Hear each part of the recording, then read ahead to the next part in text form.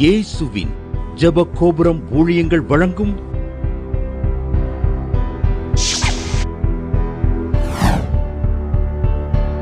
நம்பிக்கையிலே சந்தோஷமாயிருங்கள்.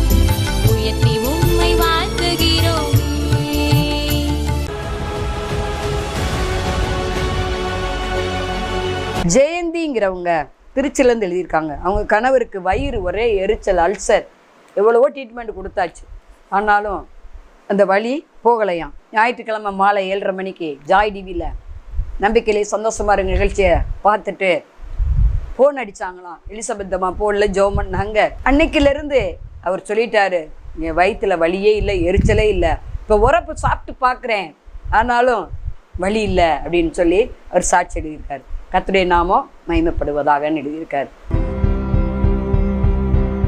ஆண்டவராய் இயேசு கிறிஸ்துவின் ஜீவனுள்ள நாமத்தினால ஜீவனுள்ள வாழ்த்துக்களை தெய்வ சமூகத்திலிருந்து கூறுகிறோம். அல்லேலூயா.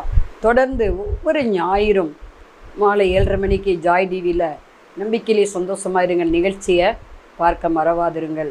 அதே போல் ஒவ்வொரு வேலைக்கிழமையும் ஜாய் டிவி யூடியூப்பில் இரவு 8 மணிக்கு துதி ஆராதனை ஜெபம் நடந்து கொண்டிருக்கிறது. ஆயிரக்கணக்கான பேர் பார்த்து பயனடைகிறாங்க.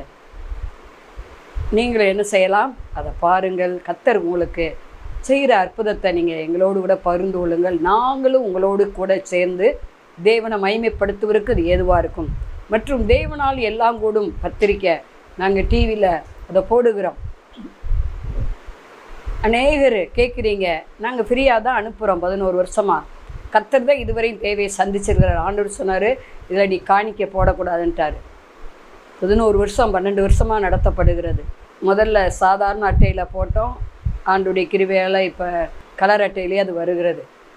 கர்த்தரே சந்திக்கிறார். இது அனைவருடைய கண்களுக்கு ஆச்சரியமாக தான் இருக்கிறது. சிலர் கேட்பாங்க, பத்திரிக்கைக்கு ஏதாவது எவ்வளவு நிர்ணயம் பண்ணியிருக்கீங்க? மாத சந்தாவா, வருஷ சந்தாவா? 2 சந்தாவுமே இல்லை. அல்லேலூயா. ஆண்டவர் தருகிறார். நீங்கள் ஏவப்பட்டால் அனுப்பலாம். ஒரு சௌரி இப்படி சொன்னாங்க, பத்திரிக்கை ஊழியத்துக்கு நான் ஒரு 500 ரூபா அனுப்புகிறேன். சரி, கர்த்தர் உங்களோட பேசினார்னா அனுப்புங்க. அல்லேலூயா. இந்த ஊழியர்களுக்காக தொடர்ந்து ஜெபம் பண்ணுங்கள். உங்களுக்காகவும் நாங்கள் வாரத்தில் 2 நாள் உபவாச ஜெபத்தில் எல்லோரும் சேர்ந்து ஜெபிக்கிறோம். திங்கட்கிழமையும் வெள்ளிக்கிழமையும் மற்றும் தனி ஜெபத்தில் ஜெபிக்கிறோம். அல்லேலூயா. உபவாசித்து ஜெபிக்கிறோம். கர்த்தரை நீங்கள் மகிமைப்படுத்துவதற்கு எல்லாரும் சேர்ந்து கர்த்தரை அறிவில் வளருவதற்கு எல்லாருக்காகவும் நாங்கள் மன்றாடுகிறோம். அல்லேலூயா. இம்மைக்காக மட்டும் நம்ம ஆண்டவரை தேடி போனால் நாம் இந்த உலகத்தில் இருக்கிற எல்லா ஜனங்களை பார்க்கிலும் பரிதவிக்கப்பட்டவர்களாய் மாறிவிடுவோம். இம்மைக்காக ஆண்டவரை தேடக்கூடாது. நித்திய ஜீவனுக்காகத்தான் அவரை தேடணும். இந்த தேவன் சதா காலங்களில் நம்முடைய தேவன். இவர் மரண பரியந்த நடத்துவார். இதுவரை நடத்தினவர் இன்னமும் நடத்துவார். கவலைப்படாதீங்க. நீங்கள் ஒன்றுக்கு கவலைப்படாதீங்க. பிலிப்பியர் 4 அதிகாரத்தில் 6வது வசனம் முதல் அப்படி தான் எழுதப்பட்டிருக்கிறது. நீங்கள் ஒன்றுக்கு கவலைப்படாதபடி உங்கள் விண்ணப்பங்களை எல்லாம் ஸ்தோத்திரத்தோடையே கூடிய ஜெபத்தினால் வேண்டுதலினால் தேவனுக்கு தெரியப்படுத்துங்கள். அப்பொழுது எல்லாவற்றிற்கும் மேலான தேவ சமாதானம் உங்கள் இருதயத்தை நிரப்பும். ஒரு காரியத்துக்கு நீங்கள் ஜெபம் பண்ணால் சமாதானம் வருவரையும் ஜெபம் பண்ணுங்க. நமக்கே தெரியும் இருதயத்தில் சமாதானம் வர்றது. ஆக ஆண்டவர் இதுக்கு மறு உத்தரவு தர்றாருன்னு தெரியும். சமாதானம் கிடைக்க வரையும் விண்ணப்பம் பண்ணுங்க. அப்படியே கிடைக்கலையா, ஏன் ஆண்டவரே, எதனால், என்னிடத்துல இன்னும் என்ன குறை உண்டு? ஏன்னா நம்ம தேவன் பரிசுத்தம் உள்ளவர். ஆகவே பரிசுத்த தெய்வத்திட்ட நம்ம மன்றாடுகிறோம். நம்முடைய சொல், செயல், நடத்த எல்லாவற்றிலும் பரிசுத்தமாக இருப்பது தேவ சித்தமாக இருக்கிறது. நம்முடைய எண்ணம் பரிசுத்தமாக இருக்கணும். அல்லேலூயா. உண்மையாக இருக்கிறோமா? மிகைப்படுத்தி பேசக்கூடாது. இன்னைக்கு அநேகர் மிகைப்படுத்தி பேசுகிறாங்க. அதுக்காக ஜெபம் பண்ணுங்க. ஆண்டவரே, நான் உள்ளதென்று இல்லதென்று சொல்லுங்க. இதுக்கு மிஞ்சினதெல்லாம் பாவம்னு வேதம் எச்சரிக்கிறது. அது ஆண்டவரே சொன்ன வார்த்தை. ஆகவே எல்லா இடத்துலையும் நம்ம ஞானவான்களாய் புத்திவான்களாய் நம்ம நடப்பது அவசியமாக இருக்கிறது. தாவீது போன இடத்துலலாம் புத்திமானாய் நடந்தானா? அவன் வர வர விருத்தி அடைந்தானா? ஆகவே நம்ம புத்தி ஞானமாக நம்ம செயல்படுவதற்கு கர்த்தர் நமக்கு ஞானத்தை தரும்படியாக நம்ம ஜெபிக்க வேண்டும். உலகத்தார் ஞானத்தை பார்க்கலும் நம்முடைய ஞானம் அதிகமாக இருக்கணும். அவருடைய கிரிகளை பார்க்கலும் நம்ம கிரிகள் அதிகமாக இருக்கணும். நல்ல கிரிகள். அல்லேலூயா. தானருவம் பண்ண மறவக்கூடாது. ஏழைகளுக்கு உதவி செய்ய மறவக்கூடாது. இல்லாது பொல்லாது சொல்லும்போது மகிழ்ந்து களி கூறுங்க. பரலோகத்தில் உங்களுக்கு பலன் மிகுதியாக இருக்கும். ஆண்டவர் நீதி செய்வார். சர்வலோகத்தின் நீதிபதி நீதி செய்யா இருப்பாரா? சீக்கிரத்திலேயே நியாயம் செய்வார். தேவ பிள்ளைகளுக்கு விரோதமாக யார் எழும்பினாலும் சரி, வேத வசனத்தில் உனக்கு விரோதமாக உருவாக்கப்படும் எந்த ஆயுதமும் வாய்க்காதே போகும். ஏசாயா 54:17 எழுதப்பட்டிருக்குது. எவர்கள் உனக்கு விரோதமாக வருவாங்களோ அவங்க ஓம்பக்கம் வருவாங்கன்னு இருக்கு. அப்போ நம்முடைய நடத்தையை பார்த்து, நம்முடைய பேச்சை பார்த்து அநேகர் இயேசுவை ஏற்றுக்கொள்ள வேண்டும். வானா வரமாட்டாங்க. அல்லேலூயா. சாத்தான் தனக்கு கொஞ்ச காலம் என்று சொல்லி எல்லாரையும் வஞ்சித்து கொண்டு இருக்கிறான். அவன் நரகத்துக்கு நல்லா யூடியூப் மூலம், ஃபேஸ்புக்கு மூலம், ஆன்லைன் மூலம் ஆள்களை ஈஸியாக சேர்க்குறான். ஆபாச படங்கள். நான் ஒரு புத்தகத்தில் படித்தேன், ஒரு வாரத்துக்கு 20,000 ஆபாச படங்கள் யூடியூப்பில் ஆன்லைனில் போடப்படுகிறதான். 60% மாணவர்கள் மாணவிகள் இந்த ஆன்லைனில் ஆபாச படங்களை பார்க்குறாங்களா? தங்கள் வாழ்க்கையை சீரழித்து கொள்கிறாங்க. ஃபேஸ்புக்கில் வர்றாங்க. அந்தந்த நாட்டில் இதுக்கெல்லாம் சட்டம் ஏற்றப்படணும்னு ஜெபம் பண்ணுங்க. பிள்ளைகளுடைய வாழ்வு தான் வீணாக போகுது. இதுக்காக நம்ம ஜெபிக்கணும். ஜெபம் பண்ண ஆண்டவர் ஜெபத்தை கேட்பார். எத்தனை ஜெபத்துக்கு நமக்கு பதில் தந்திருக்கிறாரு. நீதிமானின் மன்றாட்டு மிகவும் பலனுள்ளதாக இருக்கிறதா. யாக்கோபு 5 அதிகாரத்தில் அதை வாசிக்க முடியும். 5:16, 17 வாசிக்க முடியும். தலையை தாழ்த்தி சோமணும். பரலோக பிதாவே, நாங்கள் சோத்தரிக்கிறோம், துதிக்கிறோம். பிரியாவுதகாராவோ ஷபலவரவோ இந்த தேவ செய்திக்கு விரோதமாக எழும்புற ஆயுதம் இயேசு நாமத்தில் வாய்க்காமல் போவதாக. பரிசுத்த ஆவியானவரே, என்னோடு எங்களோடு இடைப்படுவீராக. வசன பொறிக்கு பிசாசை இயேசு நாமத்தில் சபிச்சு பார்த்து தள்ளுகிறோம். அல்லேலூயா. ரிகாதகராவோ தீகாதகராவோ ஓ ராபாரிக ஷபலவரவோ. ஓ, யூரின் ப்ராப்ளத்தினால, யூரின் கிருமி, கிட்னி ப்ராப்ளத்தில் பார்த்துக்கிட்டு இருக்கீங்க. கர்த்தர் சுகம் தருகிறார். எனக்கு சித்தம் உண்டு, சுகமாக என்கிறார். ரீ அவுதகராவோ ரீ பௌதக ரீபா சபலவரவா. அடிக்கடி பலவீனப்படுறீங்க. காலில் ஒரு பலவீனம் தாக்குகிறது. கர்த்தர் அந்த பலவீனத்தை எடுத்து போடுகிறார். உன் கால்களை நான் மான்களின் கால்களை போல மாற்றுவேன் என்கிறதுக்காக நன்றி. இயேசு நாமத்தில் பிதாவே, ஆமென். இந்த நாள் எங்களுடைய செய்தியுடைய தலைப்பு, நீர் என்னை காண்கிற தேவன். அநேகர் விசுவாசிகள் கேட்பாங்க, கர்த்தருக்கு கண் இருக்கா, காது இருக்கா? ஆனால் கண்டுக்கவே மாட்டேங்கிறாரு. அவங்களாம் இப்படி சாட்சி சொல்கிறாங்க, அடிக்கடி சாட்சி சொல்கிறாங்க. என்னையே சாட்சியாக வையும் தானே நானும் ஜெபம் பண்ணுறேன், எனக்கு ஒன்றுமே நடக்க மாட்டேங்குதுன்னு. ஒருவேளை நீங்கள் வருத்தத்தோடு இந்த டிவி பெட்டி முன்ன உட்கார்ந்துருக்கலாம். கர்த்தர் சொல்லுகிறார், நீர் என்னை காண்கிற தேவன். யாரு? லகாயிரோயி அண்ணா என்னை காண்கிற தேவன் என்றார். ஆகார். ஆகார் என்றால் பரதேசி என்ற அர்த்தம். பரதேசிக்கு சமமாய் இருக்கிற அந்த ஆகார் ஒரு பேர் வைக்கிற ஆண்டவருக்கு. அங்கே ஆதியாகமம் 16 அதிகாரத்தில் 4 முதல் 13 வசனம் வரை நீங்கள் வாசித்து பார்த்தீங்கன்னா தெரியும். இஸ்ரவேல் ஜனங்களுடைய வழிபாடு, கோட்பாடு, சட்டத்திட்டங்கள் என்னென்னா, கல்யாணம் ஆகி 10 வருஷம் ஆச்சுன்னா குழந்தை இல்லைன்னா வேறு ஒரு கல்யாணம் பண்ணிக்கலாமா. அதனால இன்னைக்கு அது இருக்குன்னு இருக்கா இல்லையான்னு தெரியலை எனக்கு.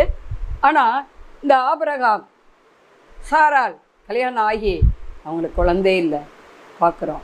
அவளுக்கு 90 வயசுல ஈசாக்கு பிறந்தார் சாராளுக்கு. ஆபிரகாமுக்கு அப்பொழுது வயது 100.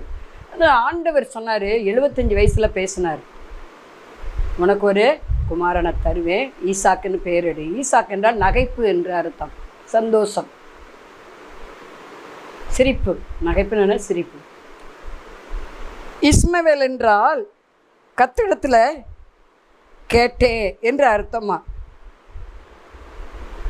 அங்கே நம்ம பார்க்குறோம், ஆகார் யாரு? இவளுக்கு, சாராளுக்கு சக்களித்தான்னு சொல்லலாம். அதாவது இவ தான் கல்யாணம் பண்ணி வச்சது. சாராள் தன் புருஷனுக்கு வயசாயிருச்சு. ஆண்டவர் சொன்ன வாக்கு தத்தத்தில் நம்பிக்கை இல்லை அவளுக்கு. ஆபிரகாமுக்கு நம்பிக்கை இருந்தது. இன்னைக்கு அநேகர் அப்படித்தான், ஆவதும் பெண்ணால அழிவதும் பெண்ணால. அதனால தான் ஆண்டவர் பார்த்தாரு, எப்படி பிசாசானவன் ஏவால தான் வஞ்சித்தான். அவள் தான் தன் புருஷனுக்கு அந்த விளக்கப்பட்ட கனியை அவளும் சாப்பிட்டு அவனுக்கு கொடுத்துட்டான்.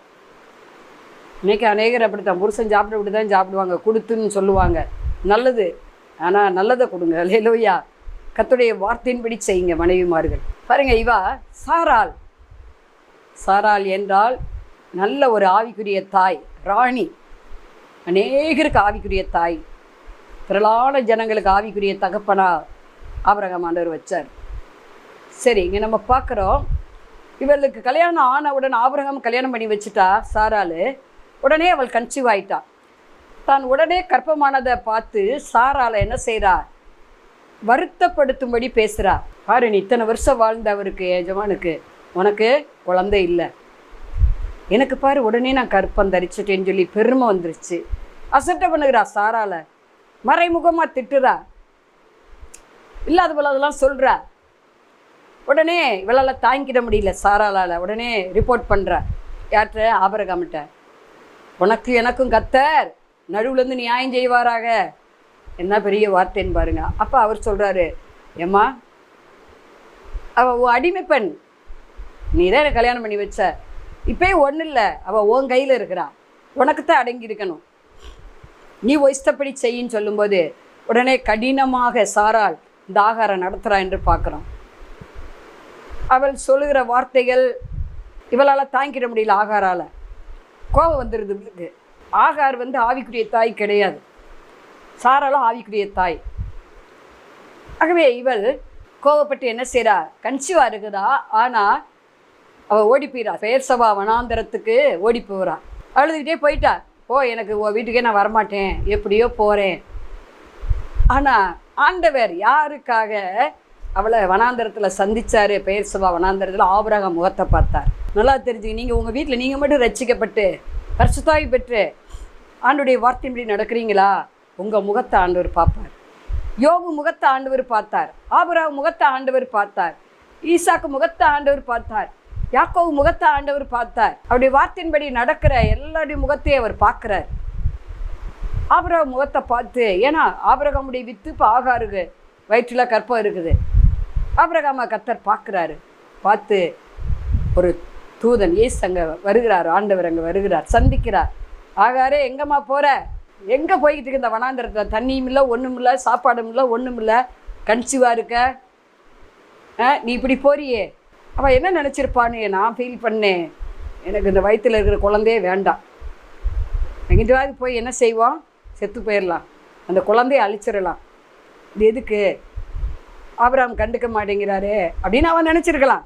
ஆனால் ஆண்டவர் பார்க்குறார், ஆபிரகாம் வித்து ஆகாருக்குள்ளே இருந்ததை அவர் பார்க்குறார். திரள் ஜனங்களுக்கு தகப்பன் என்று சொல்லப்படுகிற ஆபிரகாம் இருதயத்தை ஆண்டவர் பார்க்குறார். ஆபிரகாம்கிட்ட சொன்னால் என்ன செய்வார், விடமாட்டார், நீ அடங்கித்தான் இருக்குன்னு சொல்லுவார். அவள் வார்த்தை உன்னை எனக்கு கல்யாணம் பண்ணி கொடுத்தா, அதனால நீ என்ன செய்யணும், அவளுக்கு அடங்கித்தான் இருக்கணும். ஆனால் அவள் அதை விரும்பலை, போயிட்டா. இன்னைக்கு அநேகர் அப்படித்தான், விசுவாசிகள் கணவனை விட்டு பிரிஞ்சு போயிடுறாங்க, குடும்பத்தை விட்டு பிரிஞ்சு போயிடுறாங்க. எனக்கு நிறைய ஃபோன் வரும், நான் சொன்னேன், ஏன் நீங்கள் அப்படி வந்தீங்க, இல்லை என்னை கொடுமைப்படுத்துகிறாங்க, என் கணவர் கண்டுக்க மாட்டேங்கிறாரு, அவங்க அம்மா அப்பா பேச்சை கேட்குறாரு, கூட பிறந்த பேச்சை கேட்குறாரு, என்னை என் பிள்ளைக்கு எதுவுமே விசாரிக்கிறாரு, எதுவும் கொடுக்கறதில்ல, இப்படி அநேகர் சொல்லுவாங்க. ஆனால் ஆண்டவர் அதை விரும்பலை. ஆண்டோடைய கிருபையால் நாங்கள் நடத்துகிற ஜெபத்துக்கு இப்படிப்பட்டவங்க நிறைய வருவாங்க. பேசாமல் டைவர்ஸ் வாங்கிட போகிறேன்க்கா அப்படிம்பாங்க. என்னால் அவரோட வாழ முடியாது, குடிச்சு அடித்து வெறிச்சு எல்லா நகை நட்டையும் பிடுங்கிட்டாங்க அப்படின்னு சொல்லுவாங்க. நான் சொன்னேன், தேவன் நினைத்ததை மனிதன் பிரிக்காதிருக்க, அவர் ரட்சிக்கப்படாதவர் தான். ஆனால் அறியாத காலங்கள்லேயே ஆண்டவர் இணைச்சிட்டார். மனக்கண் இப்போ திறக்கப்பட்டது, அவருடைய மனக்கண் ஒரு நாள் திறக்கப்படும். ஆகாரின் கண்கள் ஆண்டவர் திறந்தார். என்னை காண்கிற தேவன் என்று பெயர் வைக்கிறார். நீங்கள் படுகிற பிரயாசத்தை, அலைச்சலை, நீங்கள் படுகிற உபத்திரவத்தை, இடுக்கணின் பாதையை, வருத்தத்தின் அப்பம் புசிக்கிறத அவர் பார்க்குறார். காண்கிற தேவன் உங்களுடைய ஜெபத்தை கேட்குறாரு. ஏற்ற வேளையில் பதில் வரும். ஏற்ற காலத்தில் உயர்த்தும்படிக்கு பலத்த கரத்துக்குள்ள என்ன செய்யணும், நம்ம அடங்கி இருக்கணும். ஆகார சந்தித்தவர் உங்களை சந்திப்பார். ஏன்னா ஆபிரகாம் நிமித்தம் அவளை சந்திச்சார். உடனே சந்திச்சு என்ன பண்ணுறாரு, எங்கே போகிறேன்னு கேட்கா, அந்த மாதிரி என் ஆச்சியார் என்னை பேசிட்டா, சண்டை பிடிக்கிறா, ஒருவேளை அடித்து கூட போட்டிருக்கலாம், பைபிள் எழுதப்படலை சொல்கிறேன், அந்தளவுக்கு கொடுமைப்படுத்தியிருக்கணும். அதனால தான் வீட்டை விட்டு ஓடுறா, வீட்டுக்குள்ளே நுழையாதுன்னு சொல்லியிருக்கணும், கதவை அடைச்சிருக்கணும் வெளியே தள்ளி. அப்படி எத்தனை முறை ஒருவேளை செஞ்சுருக்கலாம், என் முகத்தில் முடியாத, இங்கே உள்ளே வராத அப்படின்னு. அதனால தான் அவள் வெக்ஸாகி ஓடுறான். ஆனால் ஆண்டவர் ஆபிரகாம் முகத்தை பார்த்து அவளை சந்தித்தார், விசாரித்தார். நம்ம தேவன் விசாரிக்கிற தேவன். அவர் உங்களை விசாரிக்கிறபடியினால உங்கள் கவலையெல்லாம் யார் மேலே வைத்து விடுங்கள், ஆண்டவர் மேலே வைத்து விடுங்கள். வருத்தப்பட்டு பார சுமக்கிறவர்களே எல்லாரும் இடத்துல வாருங்கள், நான் உங்களுக்கு இளைப்பாறலை தருவேன். மத்தேயு 11:28 எழுதப்பட்டிருக்கு. ஆகவே உங்களை ஆண்டவர் பார்க்குறார். நான் மட்டும்தான் ரட்சிக்கப்பட்டிருக்கேன்னு நினைக்கிறீங்களா? அருமையான தேவ பிள்ளைகளே, எங்கள் வீட்டில் யாருமே ரட்சிக்கப்படலை, நானாக போராடிக்கிட்டு இருக்கேன் யாக்கோபு மாதிரி நினைக்கிறீங்களா? ஆண்டவர் அதை பார்க்குறார், உங்களை பார்க்குறார். கண்ணை உண்டாக்கினவர் காணாரோ, இருதயத்தை உண்டாக்கினவர் உணராது இருப்பாரா? பார்க்குற ஆகாரம் பார்த்தவர், ஆபிரகாம் நிமித்த ஆகாரம் பார்த்தவர். உடனே நான் ஓடி போகிறேன், வனாந்தரத்துக்கு நான் போயிறேன். அப்போ ஆண்டவர் அவர்கிட்ட பேசினார், நீ போய் உன் ஆச்சாரிக்கு என்ன செய்ய, அடங்கிரு. நீ ஏன் பெருமை பாராட்டின, நான் கன்சீவ் ஆகிட்டேன், இப்போ கல்யாணம் முடிச்சுன்னு ஏன் நீ சொன்ன? உனக்கு இவ்வளோ காலம் வாழ்ந்து உனக்கு ஒரு குழந்தை இல்லையே, நீ கர்ப்பமாயே ஆகலையே, ஏன் அவளை அசட்டை பண்ணின, ஏன் அவளை தூசித்த? பெருமை உழுக்குள்ளே வந்துச்சு. பெருமை உழுக்கு ஆண்டவர் எதிர்த்து நிற்பார். இவள் பணிஞ்சு போயிருந்தாருன்னா பேசாமல் இருந்திருக்கலாம் இல்லையா?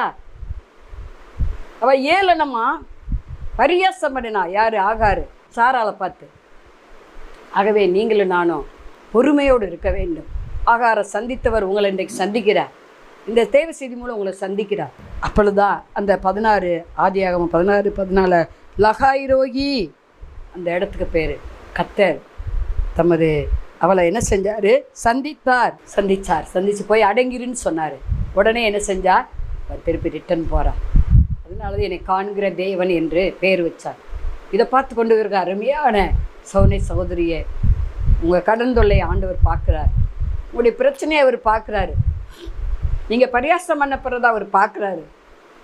நிச்சயம் உங்களுக்கு அதுலேருந்து விடுதலை தர்றார். ஆகாருக்கு விடுதலை கொடுத்தவர். ஆகாரை விசாரித்து போய் அடங்கி இருக்க பண்ணும்படி நீ தான் பிரச்சனைக்குரியவள், நீ தான் அமைதியாக இருந்திருந்தா சாரால் நல்ல ஒரு அன்பா கவனிச்சிருப்பா இல்லையா? நீ தான் என்ன செஞ்ச? பெருமை கொண்டா அவளுக்கு விரோதமாக நீ தான் பேசின. வாழ்வு கொடுத்தவளுக்கே விரோதமாக பேசினான் இல்லையா? ஆகவே தான் உனக்கு இந்த சிறுமை. நீ போய் இப்போ அடங்கிருன்னு சொன்ன உடனே அவள் ஆண்டவருடைய வார்த்தை கீழ்ப்படிஞ்சான்.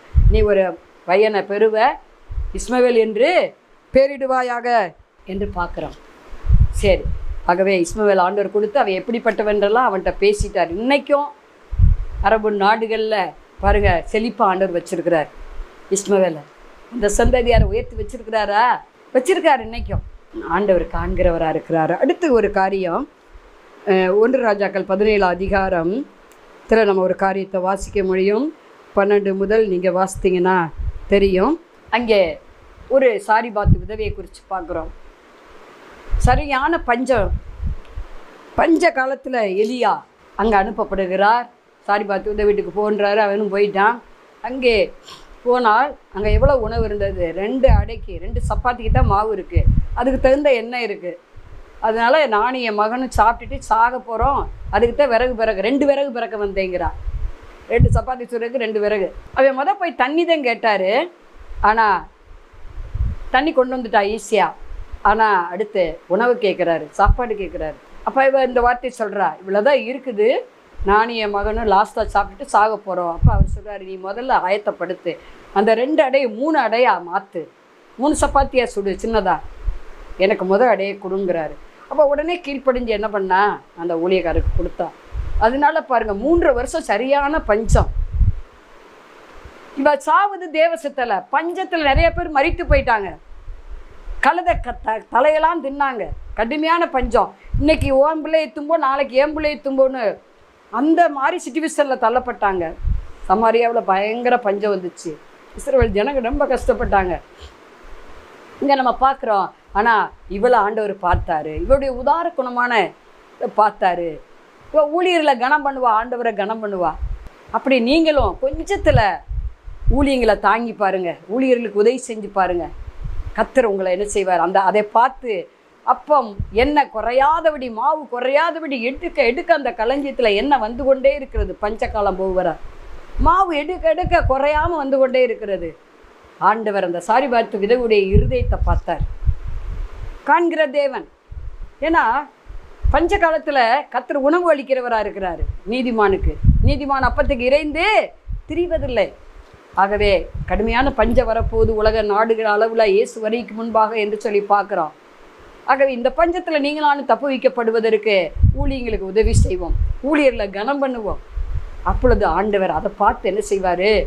அந்த பஞ்ச காலத்தில் நம்மளை போஷிப்பார். நம்மையும் நம்ம பிள்ளைகளையும் சாகாதபடி ஆசீர்வதிப்பார். கடைசியாக 2 நாளாம் நாள் 1 முதல் 7 வசனத்தை வாசித்து பாருங்கள். சரியான கடனை வச்சுட்டு ஒரு தீர்க்கதரிசி மரித்து போனார். தீர்க்கதரிசி ஒய்ஃபிட்ட 2 பையங்க இருந்தாங்க, பிள்ளைங்க. கடன் கொடுத்தவை அடிமையாக்க வருகிறான். உன் பிள்ளைகளை எனக்கு கொடுத்துரு, காலமெல்லாம் அவங்க எனக்கு தான் வேலை பார்க்கணும், வேறு எங்கேயும் வேலைக்கு போகக்கூடாது, வாலிபத்துலேருந்து முதிர் வயது வரையிலும். ஏன்னா நீ இப்படி தான் கடனை அடைக்கணும், உன்கிட்ட எதுவும் இல்லை அப்படின்னு சொல்லும்போது அவள் உடனே எலிசா தீர்க்கதரிசிட்ட என்ன செய்கிறாள்? வருகிறாள். கடன் கொடுத்தவங்க என் பிள்ளைகளை அடிமையாக கொண்டு போக வராங்க. அப்போ அவர் சொல்கிறாரு, உங்கள்கிட்ட இருக்கிறது என்ன? ஒரு குடம் எண்ணெய்ங்கிறா. இப்போ அயல் வீட்டுக்காரங்க எல்லாத்துட்டையும் கேட்டு வெறும் குடத்தை வாங்கு அப்படின்னு சொன்னோன்னா, உன் பிள்ளைகளை உள்ளே வச்சு பூட்டிக்கோ, வெளியே விடாத. இன்றைக்கி குடும்ப ஜெபம் பண்ணுறீங்களா? அறக்கதவை பூட்டி பிள்ளைகளை வச்சு யாராவது ஜெபிக்கிறீங்களா? அல்லேலூயா. ஆண்டவர் வார்த்தைக்கு கீழ்ப்படிங்க. நீங்கள் அந்தரங்கத்தில் பார்க்கிற என் பிதா என்ன செய்வார்? வெளியரங்கமாக பலன் கொடுப்பார். கதவு பூட்டி கொண்டு இருக்கு பைபிளில். பூட்டியே அவள் எல்லா குடத்தையும் பிள்ளைகிட்ட வாங்கி வாங்கி வைக்கிறா. நிறைய ஒரு பையன் இப்படி தூக்கி வைக்கிறான், ஒரு பையன் வெறும் குடத்தை தூக்கி கொடுக்குறான். இப்போ எல்லாம் நிரப்பப்பட்டது. இவ்வளோ எண்ணெய் வந்துருச்சு. இன்னைக்கு 1 லிட்டர் எவ்வளவா இருக்குது? கோடிக்கணக்கான கடன் இருந்துச்சு. அப்போ எவ்வளவு கூட எண்ணெய் ஊற்றப்பட்டிருக்கும். ஆண்டவர் அற்புதம் செஞ்சுருக்கான்னு பாருங்க.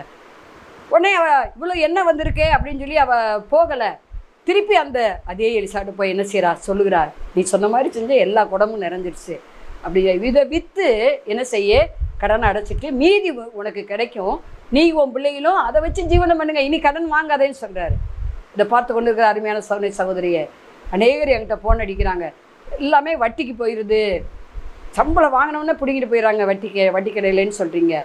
ஆண்டவர்கிட்ட ஒரு பொருத்தனை பண்ணுங்க, இனிமேல் நான் கடன் வாங்க மாட்டேன், இருக்கிற கடனை அடைக்க எனக்கு உதவி செய்யுங்க, நீங்கள் யோசனை கொடுங்கன்னு சொல்லுங்கள். ஆண்டவர் யோசனை தருவார். தலையை தளர்த்தி ஜெபம். பரலோக பிதாவே, நாங்கள் ஸ்தோத்திரிக்கிறோம், துதிக்கிறோம். காண்கிற தேவன், தம் பிள்ளைகள் சாக விட மாட்டார்.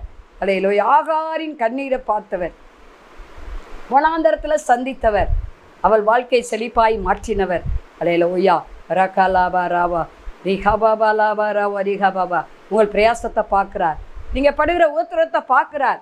ஆகாரின் கண்ணீரை கண்டு அல்லேலூயா இறங்கி வந்து அற்புதம் செய்தார். அதே போல் சாரிபாத்து விதவியும் பிள்ளை சாக அவர் விரும்பலை. ஊழியர்களுக்கு உதவி செய்யும்போது, ஊழியக்காரர்களுக்கு உதவி செய்யும்போது ஆண்டவர் பஞ்சத்தில் போஷிக்க அவர் காண்கிற தேவனாக இருக்கிறார். அல்லேலூயா. ரோதாலா ராபா ரிஹபாபா லாபா ராபா.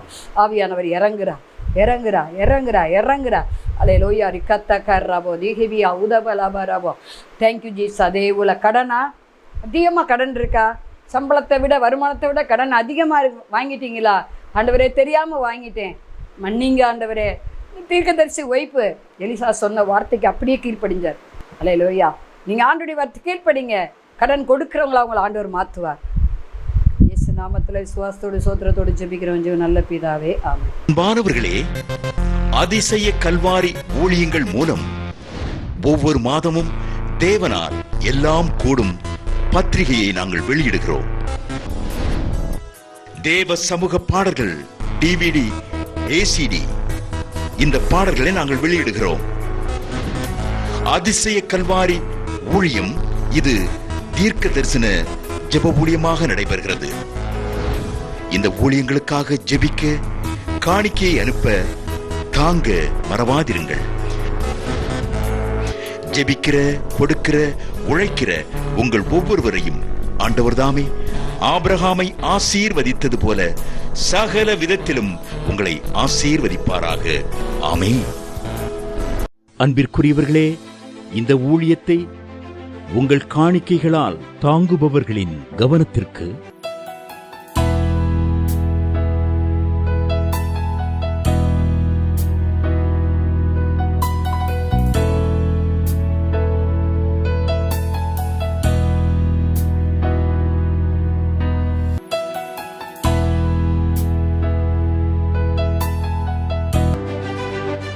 எங்களது முகவரி சகோதரி எலிசபெத் சுந்தர்ராஜன், எண் 27, பொதிகை தெரு, குழந்தைச்சாமி நகர், வண்டியூர், மதுரை 20.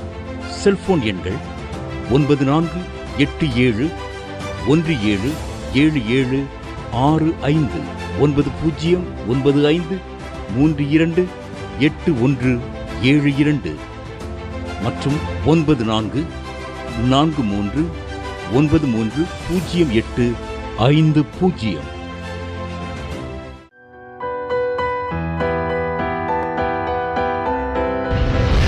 கர்த்தர் உங்களை ஆசீர்வதிப்பாராக.